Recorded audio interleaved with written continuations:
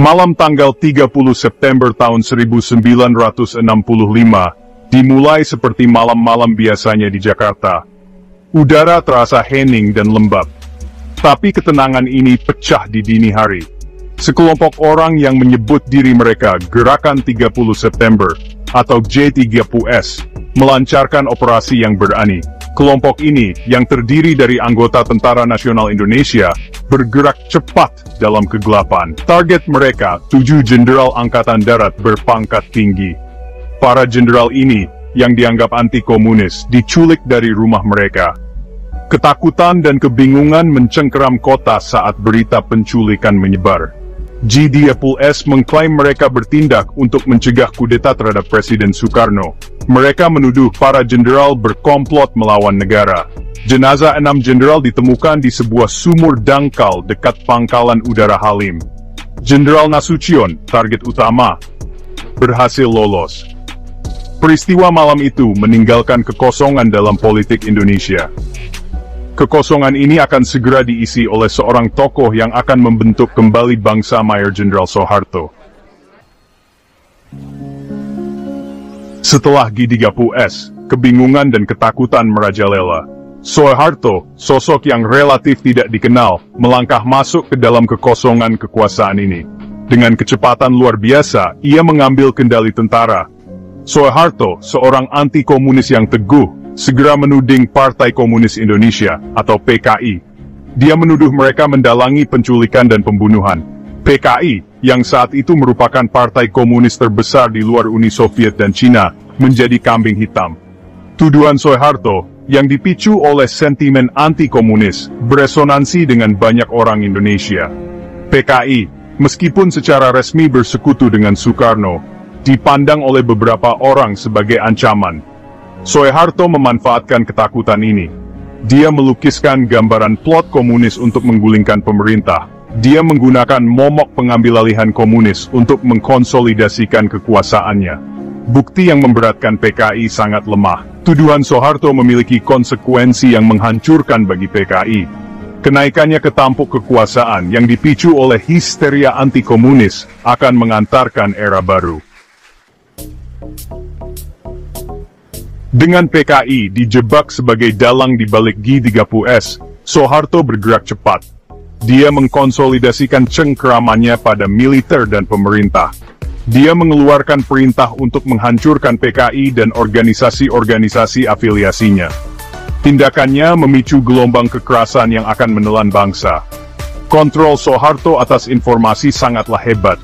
Dia menggunakan stasiun radio yang dikendalikan tentara untuk menyiarkan versinya tentang peristiwa tersebut. Narasinya, PKI adalah musuh berbahaya yang perlu diberantas.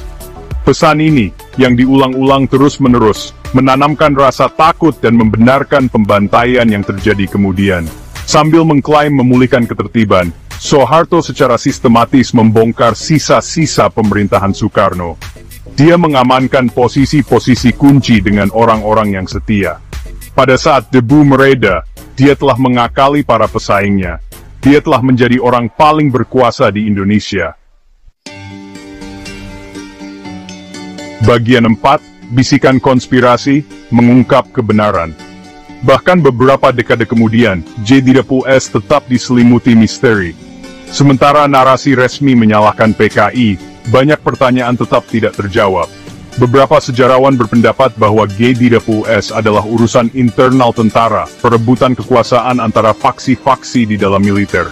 Yang lain menunjuk pada kemungkinan keterlibatan CIA, mengutip kecemasan Perang Dingin Amerika Serikat, dan kepentingannya dalam membatasi pengaruh komunis di Asia Tenggara. Yang menambah intrik adalah klaim keterlibatan Inggris dan Australia.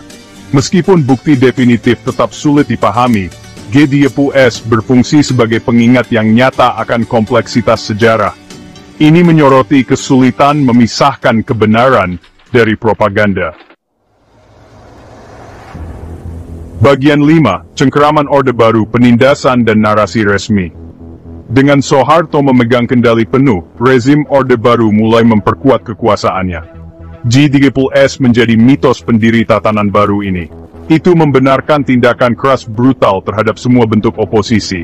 PKI yang telah dihancurkan oleh pembantaian secara resmi dilarang, tetapi pembersihan itu jauh melampaui PKI.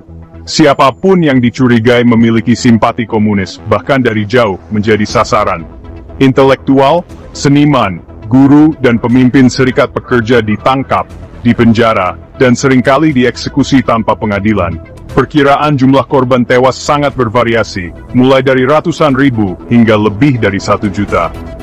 Rezim Orde Baru berusaha keras untuk mengendalikan narasi seputar G30S. Buku-buku sejarah ditulis ulang, dan film serta dokumenter ditugaskan, semuanya mempromosikan versi resmi dari peristiwa tersebut. Penindasan sistematis dan manipulasi sejarah ini memiliki dampak yang mendalam pada masyarakat Indonesia. Bagian 6. Gema masa lalu, belajar dari tragedi. Warisan G30S adalah noda gelap dalam sejarah Indonesia.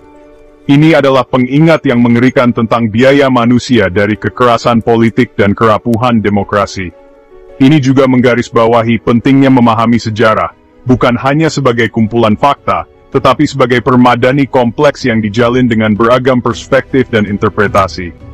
Ratusan ribu orang tak bersalah dibunuh, dipenjara, dan dibungkam. Kisah mereka pantas untuk diceritakan.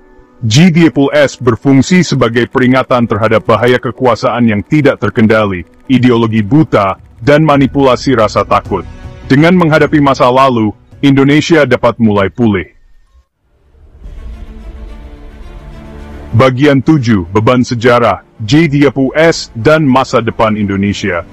Bahkan hari ini, lebih dari setengah abad kemudian, G30S terus memberikan bayangan panjang atas Indonesia. Peristiwa tahun 1965 tetap menjadi isu yang sangat sensitif, penuh dengan kompleksitas politik dan emosional. Bagi banyak orang, G30S adalah tragedi yang sangat pribadi. Ini adalah kisah tentang orang-orang terkasih yang hilang, keluarga yang tercerai-berai, dan kehidupan yang hancur oleh kekerasan dan penganiayaan. Luka masa lalu sangat dalam, dan proses rekonsiliasi dan penyembuhan masih berlangsung. Dalam beberapa tahun terakhir, telah terjadi gerakan yang berkembang di Indonesia untuk menghadapi warisan G30S.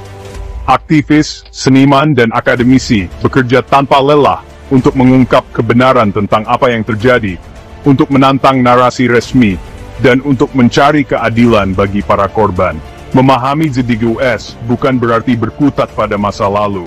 Ini tentang memastikan bahwa suara para korban didengar, kisah mereka diceritakan, dan kenangan mereka dihormati.